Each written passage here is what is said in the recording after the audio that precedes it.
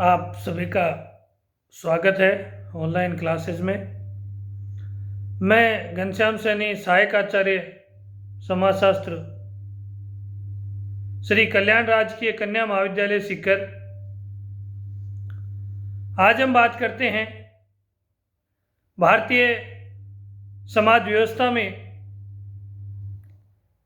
कुछ महत्वपूर्ण टर्म, अवधारणाएं या वो तथ्य जो जीवन जीने का महत्वपूर्ण तरीका है। उसका नाम है वर्णाश्रम। पहले हम वर्ण व्यवस्था की बात करते हैं। भारतीय सामाजिक संगठन में के मौलिक तत्व के रूप में वर्ण व्यवस्था का विशेष महत्व पाया जाता है। इस व्यवस्था के अंतर्गत प्रत्येक व्यक्ति की प्रवृत्तियों अर्थात गुणों को ध्यान में रखकर समाज में उसका स्थान और कार्य निश्चित किए गए थे। यहाँ व्यक्ति एवं समाज का समान महत्व है। व्यक्ति को उसके कार्य के आधार पर जाना जाता था। यही वर्ण व्यवस्था थी। वर्ण व्यवस्था के अर्थ की बात करें तो शाब्दिक दृष्टि से वर्ण में 3 अर्थ समाहित हैं। वर्ण या चुनाव करना, दूसरा वर्ण यानी रंग, तीसरा वृत्ति जैसे मानसिक और सामाजिक व्यवहार।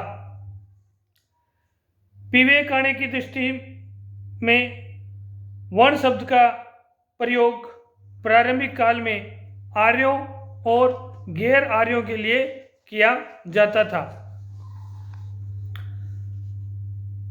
दासों के लिए श्याम वर्ण और आर्यों के लिए गौर वर्ण का रंग भेद हुआ था उस समय।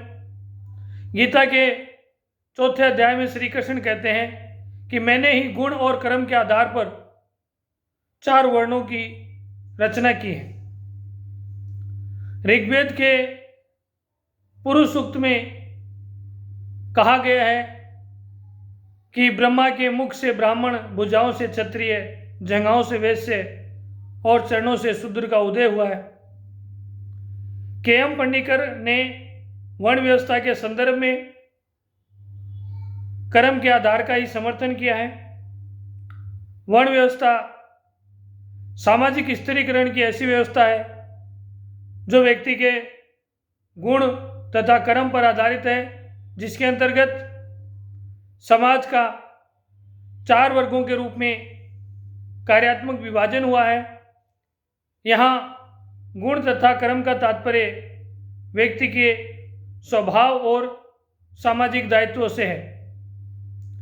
हम बात करते हैं वर्ण व्यवस्था की विशेषताएं। वर्ण व्यवस्था की विशेषता, पहली बात, श्रम विभाजन पर आधारित विशेषीकरण में सहायक और गुण तथा स्वभाव पर आधारित। शक्ति का विशेष महत्व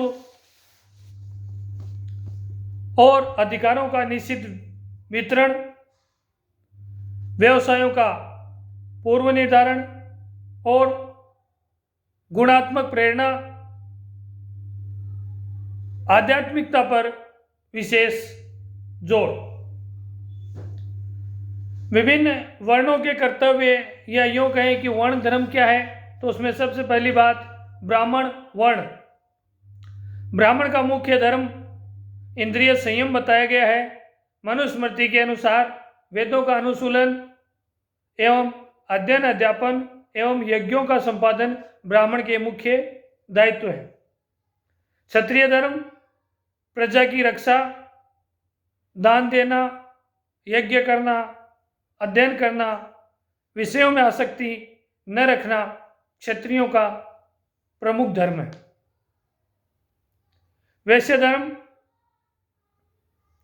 वैश्य वेदों के अध्ययन से संपन्न होकर व्यापार, पशुपालन, कृषि आदि कार्य से समाज का भरण पोषण का दायित्व अपने ऊपर लेते हैं। शूद्र वर्ण मनु स्मृति के अनुसार शूद्रों का एक ही धर्म है, वह है अन्य 3 वर्णों की बिना किसी भेदभाव के सेवा करना। वर्ण व्यवस्था का समाजशास्त्रीय महत्व क्या है, इसके बारे में हम बात करते हैं। इस वर्ण व्यवस्था के माध्यम से समाज का मनोवैज्ञानिक आधार पर कार्यात्मक विभाजन किया गया था। इस व्यवस्था ने सभी वर्णों के लोगों को अपने दायित्वों को निभाने की अपूर्व प्रेरणा दी। इसने समाज को संगठित करने और पारस्परिक निर्भरता बढ़ाने में योगदान दिया है, जैसे कर्तव्य पालन की प्रेरणा, समाज में श्रम विभाजन और विशेषीकरण की व्यवस्था करना। यह एक लचीली व्यवस्था है। व्यक्ति अपने कार्यों में परिवर्तन करके दूसरे वर्ण को धारण कर सकता है। वर्ण व्यवस्था क्योंकि किन्हीं निश्चित आधारों पर बटी हुई थी, इसलिए सामाजिक संघर्षों से भी समाज को इसमें मुक्ति मिली हुई थी। समानता पर आधारित थी और समाज में शक्ति संतुलन बनाए रखने के लिए वर्ण व्यवस्था एक उचित थी और समाज के लिए महत्वपूर्ण थी। यह वर्ण व्यवस्था का समाजशास्त्रीय महत्व है। आगे हम बात करते हैं आश्रम व्यवस्था। अर्थ, आश्रम व्यवस्था क्या थी? पहली बात, भारतीय संस्कृति में मानव के 4 प्रमुख कर्तव्य धर्म, अर्थ, काम, मोक्ष माने गए हैं। इन कर्तव्यों को आश्रम व्यवस्था द्वारा पूर्ण करने का प्रयत्न किया जाता है। कर्तव्य की पूर्ति के प्रयत्न को आश्रम की संज्ञा दी गई है। डॉक्टर प्रभु के अनुसार आश्रम शब्द श्रम धातु से बना है, जिसका अर्थ है परिश्रम या उद्योग के समानांतर अपने आयु समूह के प्रतीकात्मक आश्रमों में निवास करता है।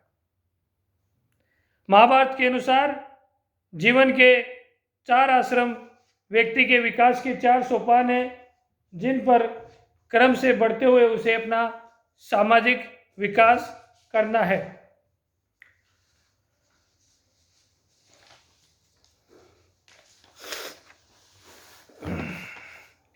इस प्रकार आश्रम व्यवस्था वह अपूर्व व्यवस्था है जो हिंदू जीवन को विभिन्न स्तरों में विभाजित कर व्यक्ति को समय विशेष के लिए प्रत्येक स्तर पर रखकर उसे भावी जीवन के लिए तैयार करती है कि वह अपने कर्तव्य को पूरा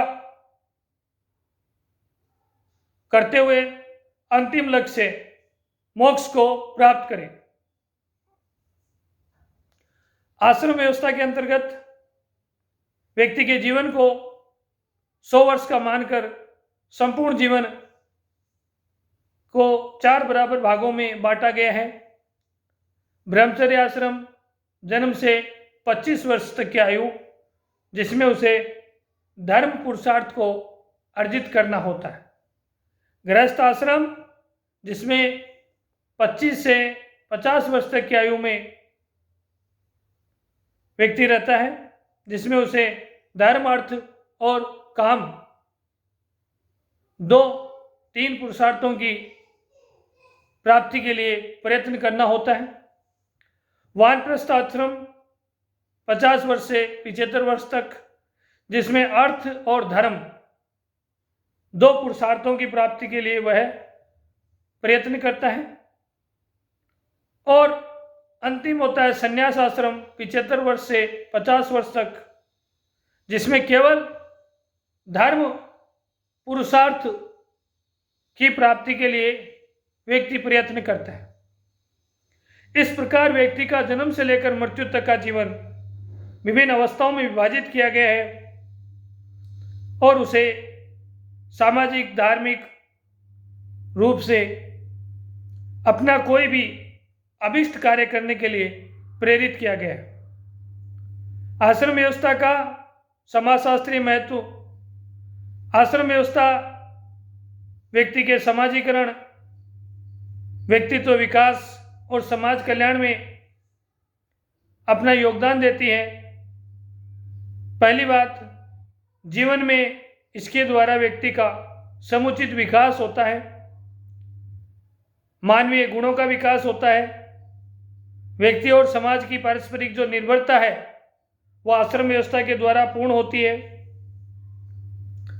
आश्रम व्यवस्था के द्वारा व्यक्ति का बौद्धिक विकास होता है, जिससे सामाजिक नियंत्रण की व्यवस्था बनाए रखने में सहायता मिलती है। आश्रम व्यवस्था उस समय के लिए व्यवहारिक और उपयोगितावादी थी, व्यक्ति को विभिन्न प्रकार के मानसिक कष्टों से छुटकारा प्रदान करती थी। इस प्रकार आज के वीडियो में हमने दो महत्वपूर्ण भारतीय समाज की व्यवस्थाओं पर चर्चा की। एक है वर्ण व्यवस्था और दूसरी आश्रम व्यवस्था। आगामी वीडियोज में हम बात करेंगे पुरुषार्थ और संस्कार के ऊपर। धन्यवाद।